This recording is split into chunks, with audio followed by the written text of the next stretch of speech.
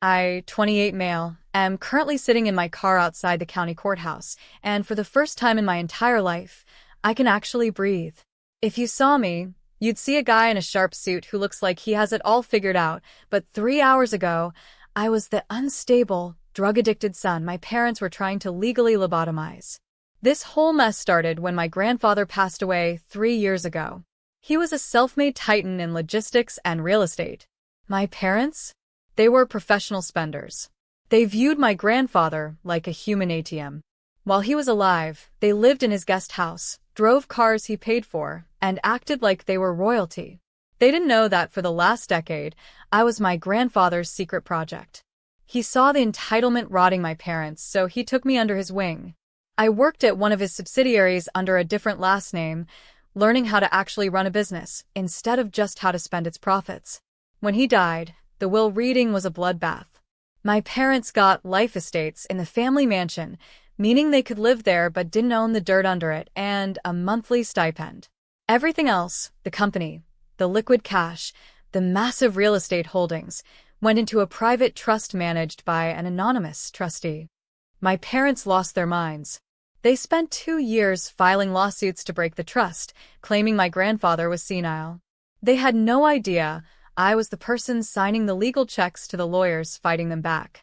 They finally hit rock bottom.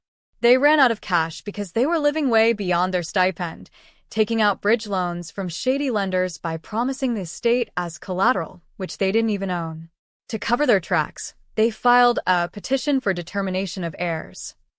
Their goal was to have me declared mentally incompetent and a substance abuser so they could be appointed my legal guardians. If they were my guardians, they'd control my portion of the trust and could retroactively authorize their legal loans. They thought today was going to be a walk in the park. They figured they'd show up, present some medical records, and crush me. I walked into that courtroom, and the air just left the room. My mother was decked out in silk and pearls. When I walked past, she literally laughed under her breath. My dad just looked at me and shook his head like I was a pathetic disappointment. Then the judge walked in. This guy is a legend in our county and knew my grandfather for 40 years. He looked at the docket, then looked at me standing there with the 3 biggest estate litigators in the state. The judge went pale. His hand actually trembled as he leaned into the mic and whispered, "Dear God, is that really him?" My mother's smug face turned into a mask of confusion. The judge asked the bailiff to verify my identity. I stepped up and told him it wasn't necessary. I told him I was there to respond to the petition regarding my sanity and that I brought the last 3 years of company audits with me. My mom started screaming that I was playing dress up and that I was delusional. The judge told her to shut up and asked me if it was true. Was I the acting CEO of the holding company? I told him yes.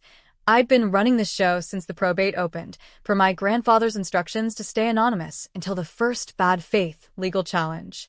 My dad lost it. He stood up and started yelling that I was a failure and a thief. He claimed I was the reason they were in debt.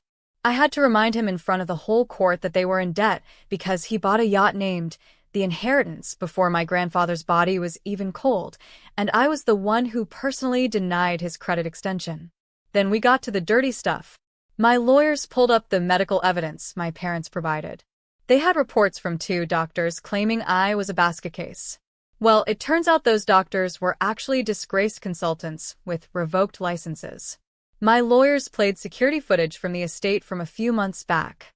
It showed my dad and these 2 consultants cornering me in the driveway. You could clearly hear my dad telling me that if I didn't sign over the commercial properties to him, they'd make sure I was committed to a mental ward. He literally told me, "Who is a judge going to believe? 2 grieving parents or a son with a history we're about to write for him?" The judge looked like he wanted to jump over the bench and strangle them.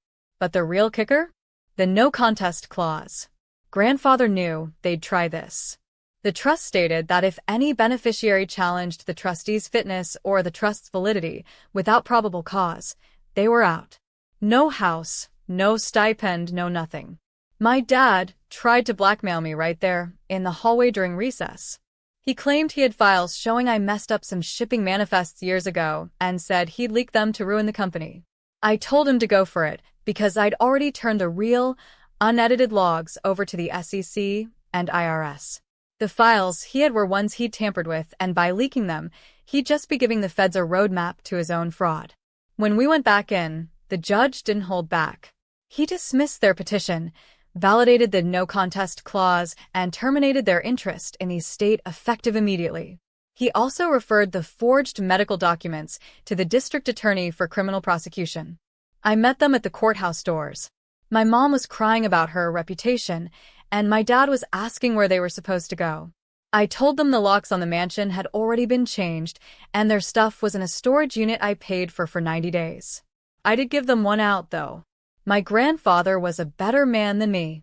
I told them I'd pay for a 1-year lease on a tiny apartment in the warehouse district. I also told them there was an entry-level job opening in the inventory department, filing and data entry. If they work, they eat. If they don't, they're on their own in a year. My dad was insulted that I'd ask him to work a lowly job, but the reality hit him when he realized his bank account was at zero, and he was facing felony charges. They spent 28 years treating me like an obstacle and my grandfather like a bank. Now, they're going to learn exactly how much effort it takes to earn the life they thought they were entitled to. Justice is a slow burn, but man, it feels good when it finally catches up.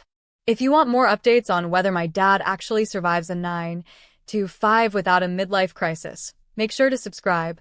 I promise my content has a better success rate than my parents' legal strategies.